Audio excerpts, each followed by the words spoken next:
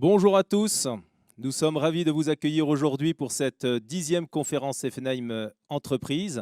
Alors sous un mode et un format nouveau, comme vous pouvez le voir et le deviner.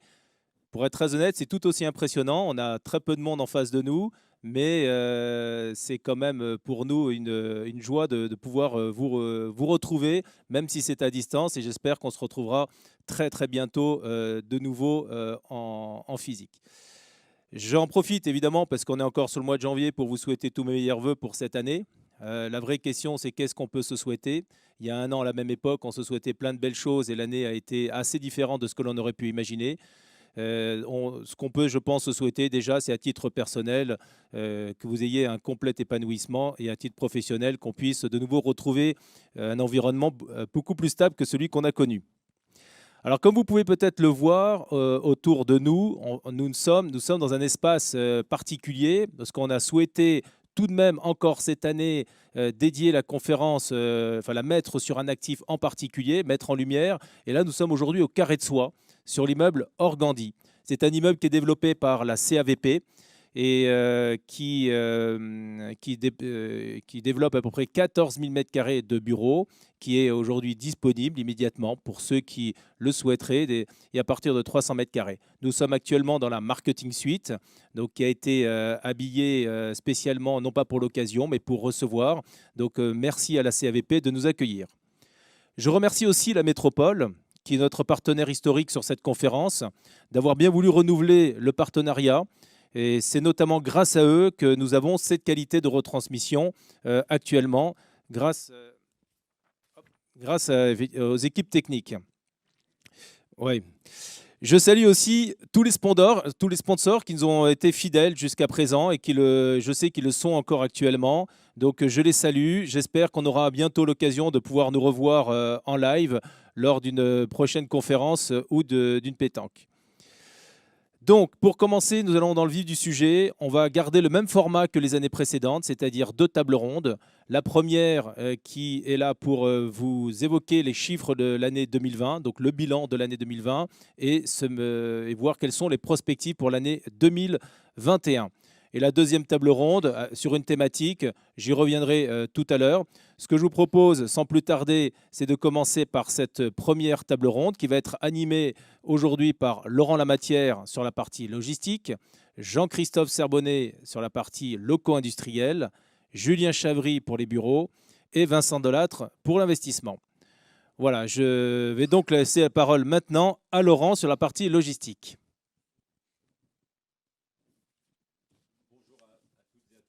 Merci Benoît.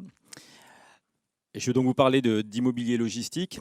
Je vais commencer par un petit rappel sur l'immobilier logistique en région lyonnaise, pour vous rappeler qu'en fait, la région lyonnaise est le deuxième marché de France, le premier de province évidemment. On a un parc qui est d'environ 6 millions de mètres carrés sur notre région.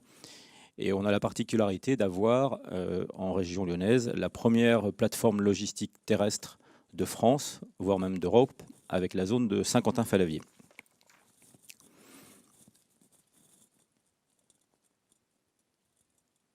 Très bien. Slide d'après. Alors, pour l'année 2020, comme vous pouvez le voir sur cette présentation, on a une demande placée qui approche les 400 000 m². On est presque au niveau record de 2018. En fait, l'anomalie, c'était plutôt l'année 2019 qui avait sous-performé. On retrouve un niveau, on va dire, quasiment exceptionnel, puisqu'on dépasse même la moyenne décennale, et ce qui montre en fait la dynamique et le dynamisme de l'immobilier logistique. On se rend compte qu'on a eu très peu d'impact de la crise Covid sur cette classe d'actifs. La logistique a été et est toujours un acteur clé essentiel de l'économie. Et même pendant les périodes de confinement, où on a tous pu constater que grâce à la logistique, on avait la capacité à se nourrir en tout cas. Donc ça se traduit bien dans les chiffres, avec effectivement cette année excellente.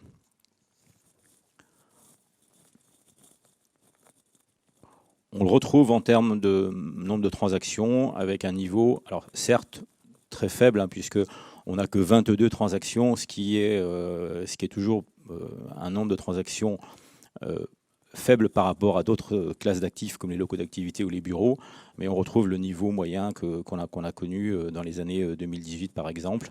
Ce qu'il faut savoir, c'est qu'effectivement, ce relatif faible nombre de transactions est surtout dû à la taille des bâtiments, puisqu'on a un panier moyen qui est supérieur à 20 000 m².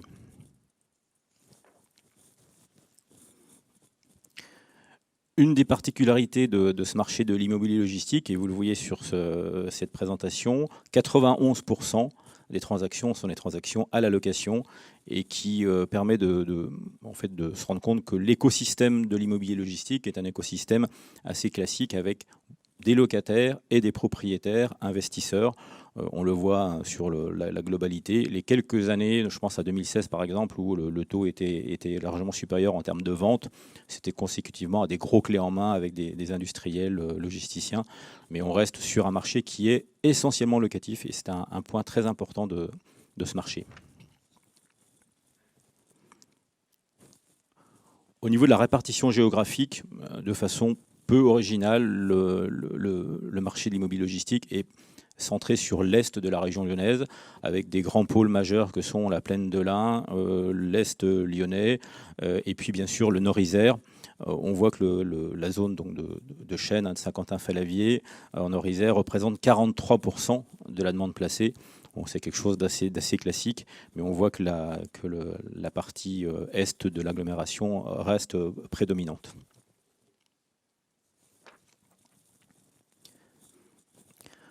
Top 10 des transactions en 2020.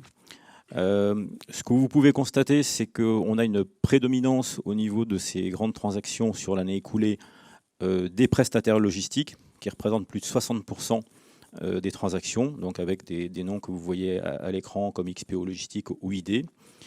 Et je ferai un petit commentaire sur deux transactions en particulier, celle de LDLC.com et celle de LDPI, qui sont assez significatives et qui sont assez remarquables, dans la mesure où ce sont deux opérations qui se font sur des requalifications, c'est-à-dire que ce sont des anciens bâtiments, des anciennes friches, qu'on rase et on reconstruit des bâtiments neufs, mieux adaptés. Donc c'est un élément qui est largement pris en compte par nos opérateurs en logistique, et on voit que sur ces 10 transactions, il y en a quand même 2 aujourd'hui, 2 l'année dernière, qui se sont faites sur des requalifications, ce qui est intéressant à constater.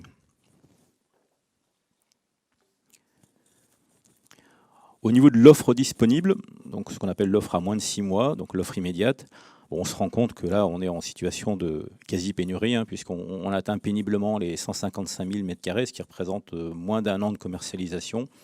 On a un niveau qui est historiquement bas et qui montre aussi la dynamique de ce marché.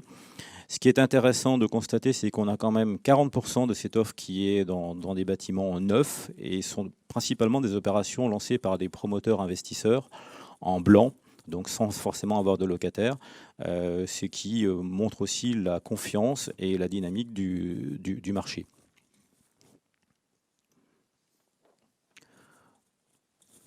Au niveau des loyers, alors vous pouvez constater que pendant un certain nombre d'années, on a été sur un niveau, on va dire, relativement stable, où la moyenne se situe aux alentours des 45 €. Et il y a eu vraiment une accélération à partir de 2018-2019 pour atteindre un nouveau plateau qui est aujourd'hui de l'ordre de 50 € au niveau des loyers prime. Ce qui est intéressant de constater, c'est que ce niveau de loyer, à environ 50 €, se pratique aussi sur des bâtiments de seconde main. Ce ne sont pas que des loyers de bâtiments neufs, c'est des bâtiments de seconde main qui se sont loués sur ces bases-là, avec la petite remarque que ce niveau de loyer est atteint sur des bâtiments de seconde main avec des investissements de la part des propriétaires pour upgrader de façon conséquente les bâtiments, notamment d'un point de vue économie d'énergie. Je pense au passage en LED.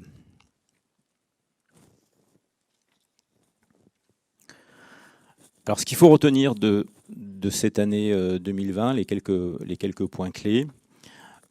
Donc, nous avons une année 2020 qui est donc très dynamique, et qui est restée dynamique, et qui a finalement été très peu impactée par la crise. Je ne suis pas certain qu'aujourd'hui, s'il n'y avait pas eu le Covid, on n'aurait pas fait les mêmes chiffres. On a un marché qui est très, très sous-offreur, avec une demande qui est largement supérieure à l'offre. Et c'est vrai que c'est une tendance qui va être compliqué à gérer dans les mois à venir. Une des conséquences de ce marché sous-offreur, ça reste donc des loyers élevés qui sont toujours en hausse, et donc y compris pour les bâtiments de seconde main. Et une des conséquences, en point numéro 4, de ce marché sous-offreur, c'est que les utilisateurs, de manière générale, vont aujourd'hui réfléchir à des implantations qui seront au-delà de la région lyonnaise. Donc on va essayer d'aller un peu plus loin par défaut sur la périphérie, que ce soit au nord de Lyon, au sud de Lyon, de façon assez importante. Donc une petite perte d'attractivité liée effectivement au manque d'offres. Alors je ferai un petit commentaire aussi sur le manque d'offres. C'est à la fois sur les bâtiments existants, parce que ces bâtiments sont loués pour la plupart, mais aussi bien sûr par un manque de développement au niveau du foncier. La logistique n'est pas la classe d'actifs la plus recherchée, et il faut expliquer ce qu'on fait aujourd'hui. Rester sur une note optimiste, je dirais que la logistique, ça reste quand même un secteur qui est, pour le coup, très essentiel, à la fois dans l'économie, mais également pour nous particuliers. Et puis, on l'a peu vu dans les chiffres, mais la logistique, ce n'est pas que le e-commerce, ce n'est pas qu'Amazon, c'est également un grand nombre d'acteurs industriels, prestataires, et qui permettent de dynamiser ce marché et de faire en sorte que la région lyonnaise conserve sa place de leader de province. Voilà pour moi. Merci Laurent. Merci pour cette analyse sur la logistique.